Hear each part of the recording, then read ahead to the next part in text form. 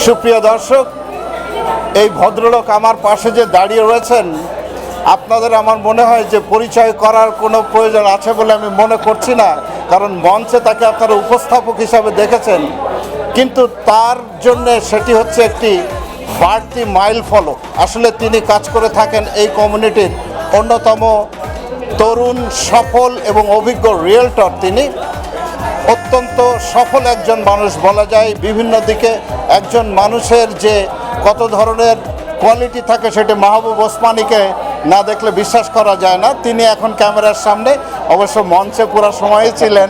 ওসমানী ভাই, আপনাকে অনেক ধন্যবাদ আসার জন্যে। তো এই যে আপনি পরিচালনা করলেন, আর আপনি তো সবসময় জড়িত থাকেন, 7 বছর ধরে আছেন, তো এবারের আয়োজনটি সম্পর্কে জানতে চাই, একজন রিয়েলটর হিসাবে নয়, একজন উপস্থাপক হিসাবে প্রথমে। না, ফার্স্ট অফ অল আমি ধন্যবাদ জানাই বাংলাদেশ ফেস্টিভ্যালের এই 7ম আয়োজনে এই আসরে যারা যারা সংযুক্ত ছিলেন সবাইকে, পুরো টিমটাকে, এবং এই টিমের নেপথ্যে যিনি আমাদের অত্যন্ত শ্রদ্ধাভাজন শহীদুল ইসলাম মিন্টু ভাই এবং আমরা সবাই মিলিত আসলে এই অনুষ্ঠানটা।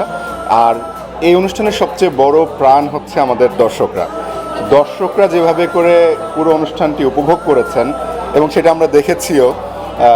মাইলস, শাফিউন আহমেদ প্রথমবারের মতো বাংলাদেশ ফেস্টিভ্যালের মঞ্চ কাঁপিয়েছেন এবং অসংখ্য মানুষ, আমি বলবো যে এত স্বতঃস্ফূর্তভাবে সবাই পুরো অনুষ্ঠানটি, পুরো আয়োজনটি উপভোগ করেছেন।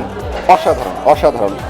এই আমার মনে হয় যে ধন্যবাদ সবার আগে আমাদের দর্শকদের, পাশাপাশি ধন্যবাদ আমাদের নিজেদেরকেও, কারণ আমরাও চেষ্টা করেছি যত চমৎকারভাবে এটিকে উপস্থাপন করা যায়।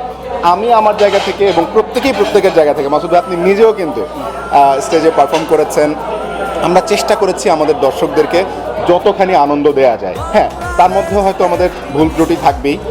এইটি আমি বলবো যে সবাইকে একটু ক্ষমা সুন্দর দৃষ্টিতে দেখতে। সবসময় যে শতভাগ আমরা দিতে পারবো এরকম নাও হতে পারে, কিন্তু আমাদের যে চেষ্টাটা একজন আয়োজকদের একজন হিসেবে আমাদের সেই চেষ্টাটা কিন্তু সবসময় থাকে। এবং বাংলাদেশ ফেস্টিভ্যাল 7তমের পরে 8ম, এভাবে করে আরও সামনের দিকে এগিয়ে যাবে। আমরাও বাংলাদেশ ফেস্টিভ্যালের সঙ্গে এরকম এগিয়ে যাব। এবং আমি একটু শেষ করার আগে একটু জানাই, আমার মনে হয় যে 2016 সালে আমি প্রথম বাংলাদেশ ফেস্টিভ্যালের সঙ্গে যুক্ত হই এবং সেইবার ছিল বাংলাদেশ ফেস্টিভ্যালের 2য় আসর। প্রথম আসরের সময় আমি তখনও কানাডাতে আসিনি, তার আগের বছর ছিল প্রথম আসর।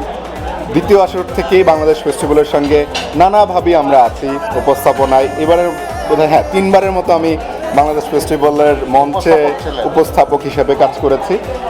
সামনের দিনে অবশ্যই এই সুযোগ, এই অপরচুনিটি যদি থাকে, অবশ্যই নিজেকে ধন্য মনে করব আবারও বাংলাদেশ ফেস্টিভ্যালের মঞ্চে দর্শকদেরকে আনন্দ দিতে। আপনিও থাকবেন অবশ্যই, যে আনন্দ আপনি দিয়েছেন আমরা চেষ্টা করেছি সেটাকে আরও যেন এভাবে হয়, এবং আমরা চাই যে দর্শকরাও যেন আমাদের সাথে আগে যেভাবে ছিলেন সামনের দিনে এভাবে সবসময় আমাদেরকে সাপোর্ট দিয়ে যাবেন। আপনাকে অনেক ধন্যবাদ এত চমৎকার করে বলার জন্য এনআরবি টেলিভিশনের পক্ষ থেকে। আপনাকে ধন্যবাদ, এনআরবি টেলিভিশনকেও ধন্যবাদ।